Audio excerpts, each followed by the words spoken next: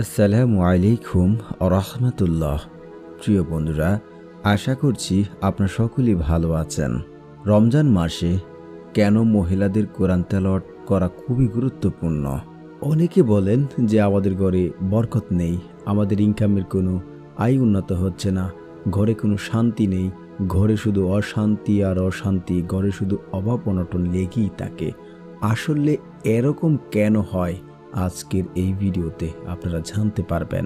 আমাদের সমাজে এমন অনেক মানুষ আছে, এমন হাজারো মানুষ রয়েছে যারা রমজানে রোজা রাখেন কিন্তু কোরআন তেলাওয়াত করতে পারেন না। কোরআন তেলাওয়াত না করলে কি হতে পারে, আজকের এই আলোচনায় আপনাদের সম্পূর্ণ বিষয়টি তুলে ধরার চেষ্টা করব। এমন অনেক মানুষ আছেন যারা সারাদিন রোজা রাখেন, অলসতা করে সারাদিন পার করে দেন, অথচ কোরআন তেলাওয়াত করেন না। রোজা রেখে অনেকে নাটক, ছবি ইত্যাদি দেখে থাকেন, কিন্তু কোরআন তেলাওয়াতের কথা খেয়ালই করেন না। এমন অনেক ঘর আছে যে ঘরে সবাই রোজা রাখেন, কিন্তু অধিকাংশ মানুষই বা অনেক মানুষ কোরআন তেলাওয়াত করে না, শুধু নামাজ আর কোরআন তেলাওয়াতেই সীমাবদ্ধ থাকে। যে ঘরে কোরআন তেলাওয়াত হয় না সে ঘরকে প্রিয় রাসূল সাল্লাল্লাহু আলাইহি ওয়াসাল্লাম কোন ঘরের সাথে বা কিসের সাথে তুলনা করেছেন এই মাহে রমজানে কোরআন তেলাওয়াত করে না? কি হতে পারে আজকে জানাবো, এই ভিডিওটি সম্পূর্ণ দেখতে থাকুন। আবু হুরায়রা রাদিয়াল্লাহু থেকে বর্ণিত, রাসূল সাল্লাল্লাহু আলাইহি ওয়াসাল্লাম বলেছেন, তোমরা তোমাদের ঘরসমূহকে কবর বানিও না। নিশ্চয় যে ঘরে সূরা বাকারা তেলাওয়াত করা হয় সে ঘরের থেকে শয়তান পলায়ন করে। আবু হুরায়রা রাদিয়াল্লাহু সুসংবাদ দেন যে নবী সাল্লাল্লাহু আলাইহি ওয়াসাল্লাম নিষেধ করেছেন যাতে ঘরসমূহে যেন কবরের মতো না হয়। যেখানে সালাত ও কোরআন পাঠ করা হয় না, সালাত থাকা অবস্থায় ঘরকে কবর বলা হয়েছে, কারণ কবরে সালাত আদায় করা বৈধ নয়। তারপর নবী সাল্লাল্লাহু আলাইহি ওয়াসাল্লাম সুসংবাদ দেন, যে ঘরে অধিবাসীরা তাতে সূরা বাকারা তেলাওয়াত করে সে ঘর থেকে শয়তান পলায়ন করে, কারণ এই ঘরে সূরার তেলাওয়াতে বরকতে এবং তাতে যা রয়েছে সে অনুযায়ী আমল করার কারণে শয়তান তাদের প্রচারণা দেওয়া ও গুমরাহ করা হতে নিরাশ হয়ে যায়। কোরআন তেলাওয়াত প্রতি আল্লাহ তাআলা নিজেই বান্দাদেরকে উৎসাহিত করেছেন। একাধিক জায়গায় সূরা আরাফে এসেছে, যখন কোরআন তেলাওয়াত করা হয় তখন মনোযোগ সহিত শ্রবণ করো এবং চুপ থাকো, যেন তোমাদের উপরে রহমত হয়। এই আয়াতের পরোক্ষভাবে কোরআন তেলাওয়াতকে আল্লাহ তাআলার পক্ষ থেকে রহমত প্রাপ্তির ওসিলা বলা হয়েছে। সূরা আনফালে রয়েছে, যখন তাদের সামনে কোরআন তেলাওয়াত করা হয় তখন তাদের ঈমান বেড়ে যায় এবং তারা ভরসা করে রাব্বুল আলামিনের উপর। এই আয়াতে কোরআন তেলাওয়াতকে ঈমান বৃদ্ধি হিসাবে বর্ণনা করা হয়েছে, অথচ কোরআন তেলাওয়াতের মাধ্যমে বাড়বে ঈমান, আসবে রহমত। আল্লাহ তাআলা কোরআন নাজিল করেছেন রমজান মাসে, স্বীকৃতি দিয়েছেন সূরা বাকারায়। রমজান সেই মাস যে মাসে কোরআন নাজিল করা হয়েছে মানবজাতির হেদায়েতের জন্য এবং তাতে রয়েছে সত্য মিথ্যার পার্থক্য বিধান। রমজানকে সম্মানিত করা হয়েছে, বরকতের জন্য নির্ধারিত করা হয়েছে কোরআন নাজিলের মাধ্যমে। সাধারণত কোরআন তেলাওয়াতের প্রতি হরফের বিনিময়ে 10 থেকে ঘোষণা দেওয়া হয়েছে হাদিস শরীফে। আর রমজান মাসে 10 নেকির উপর আরও 10 গুণ বৃদ্ধি থেকে শুরু করে আল্লাহ তাআলা যত ইচ্ছা বরকত দান করবেন।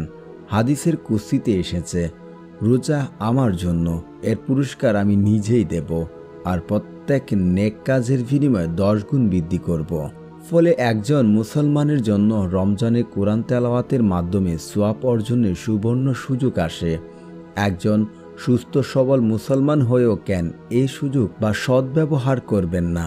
রমজান মাসে হযরত জিবরাইল আলাইহি ওয়াসাল্লামকে রাসূল সাল্লাল্লাহু আলাইহি ওয়াসাল্লাম কোরআন তেলাওয়াত করে শোনাতেন। ফলে রমজানে কোরআন তেলাওয়াত করা সুন্নত বটে।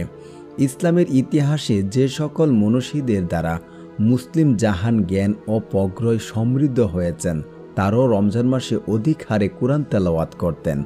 যেমন ইমাম আবু হানিফা রহিমাহুল্লাহ আলাইহি ওয়াসাল্লাম রমজান মাসে মোট 61 খতম কোরআন তেলাওয়াত করতেন। রমজানের দিনে 1 খতম এবং রাতে এক খতম করতেন, বাকি এক খতম পুরো রমজানের তারাবি নামাজে আদায় করতেন। ইমাম বুখারী রহিমাহুল্লাহ আলাইহি ওয়াসাল্লাম রমজান মাসে প্রতি রাতে এক খতম কুরআন শরীফ তেলাওয়াত করতেন। হযরত আবু কাতাদা রহিমাহুল্লাহ আলাইহি ওয়াসাল্লাম রমজান মাসে প্রতি 3 দিনে এক খতম করে কুরআন তেলাওয়াত করতেন। শেষ দশকে প্রতি রাতে এক খতম করে কুরআন তেলাওয়াত করতেন। প্রিয় দর্শক, আমরা মুসলিম হয়েও কেন আমাদের কুরআন শরীফকে ভুলে যাই? অথচ রমজান আসলে আমরা রোজা রাখি, অথচ মোবাইলে সিনেমা নাটক আমরা 30টার উপরও দেখে ফেলি, কিন্তু আমরা 30 পারা কুরআন তেলাওয়াত করতে পারি না। হায় আফসোস, আমরা কোন ধরনের মুসলমান? যে মুসলমান আল্লাহ সুবহানাহু ওয়া তাআলা রমজানের রোজা এবং কুরআন তেলাওয়াত করলে আল্লাহ সুবহানাহু ওয়া তাআলা আমাদের গুনাহসমূহ মাফ করে দিতে পারেন, অথচ আমরা কি করি? আমরা নাটক, গান, বাজনা, রোজা তো শুধু নামে মাত্র রাখি। আমরা অনেকে আছি রোজা রাখি কিন্তু নামাজও পড়ি না। তাই আসুন আমরা এই মাহে রমজানকে আমাদের পুণ্যের জন্য বেছে নেই। আমরা আল্লাহ সুবহানাহু ওয়া তাআলার কাছে দোয়া করি যেন আল্লাহ সুবহানাহু ওয়া তাআলা আমাদের পুরো রমজান মাসটাকে যেন সুন্দরভাবে কাটাতে পারি এবং আল্লাহ সুবহানাহু ওয়া তাআলার কাছে আমরা কায়ু মনোবাক্যে দোয়া করতে পারি। আল্লাহ সুবহানাহু ওয়া তাআলা আমাদের মুসলিম সকল উম্মাহকে রমজানে কুরআন তেলাওয়াত এবং রোজা রাখার তৌফিক দান করুক। দর্শক, এই আলোচনা থেকে আমরা বুঝতে পেরেছি যে ব্যক্তি বা যে ঘরে কুরআন তেলাওয়াত করা হয় না সেই ঘরকে কবরের সাথে তুলনা করা হয়েছে। তো বুঝতেই পেরেছেন রমজানে কুরআন তেলাওয়াত করাটা কতটা গুরুত্বপূর্ণ। আমাদের অনেক পুরুষরাই আছেন যে কাজের ব্যস্ততার কারণে কুরআন তেলাওয়াত করতে পারেন না, কিন্তু দেখা যায় যে ঘরে মা বোন রয়েছে, তারা অবশ্যই কুরআন তেলাওয়াত করতে পারে। তাই তাদেরকে তাগিদ দিন, রমজানে একটি সময় হলেও তারা যেন ঘরে কুরআন তেলাওয়াত করে। শুধু রমজান নয়, আমরা মুসলিম, আমাদের ঘরে সবসময় তো কোরআনের আওয়াজই বেশি ওঠার কথা, কিন্তু কি হলো আমাদের ঘর থেকে বেশি ওঠে গানের আওয়াজ, গজলের আওয়াজ তো কখনই আসে না। আমরা শুধু মোবাইল ফোনে নাটক, সিনেমার ইত্যাদির আওয়াজ আমাদের ঘর থেকে বাইর হয়। তাই আসুন আসন্ন মাহে রমজানে আমরা যদি কোরআন তেলাওয়াত নাও করতে পারি, ঘরে যারা মা বোন রয়েছে তাদেরকে আমরা তাগিদ দিই তারা যেন মাহে রমজানে কোরআন তেলাওয়াত করেন। কোরআন তেলাওয়াত খুবই গুরুত্বপূর্ণ একটি সময় হচ্ছে মাহে রমজান। অনেকেই মাহে রমজানে কোরআন তেলাওয়াত করতে চান না, তো এই সময়টাকে একটি পাতা করেও আপনারা যদি পড়তে থাকেন, যারা পারেন না একটু চেষ্টা করেন, তাতেও কিন্তু সওয়াব হবে। তাই আসন্ন মাহে রমজানে আমরা সকলেই কোরআন তেলাওয়াত করতে চেষ্টা করব। আল্লাহ সুবহানাহু ওয়া তাআলা মাহে রমজানকে সকলকে ভালোভাবে কাটার জন্য এবং সকলে যেন মাহে রমজানের গুরুত্ব বুঝতে পারি সে তৌফিক দান করুক। আশা করছি দর্শক বা প্রিয় ভাইয়েরা আপনারা কোরআন তেলাওয়াত করবেন এবং মাহে রমজানকে গুরুত্ব সহকারে কাটাবেন। ধন্যবাদ এতক্ষণ আমাদের সাথে আলোচনাটি শোনার জন্য।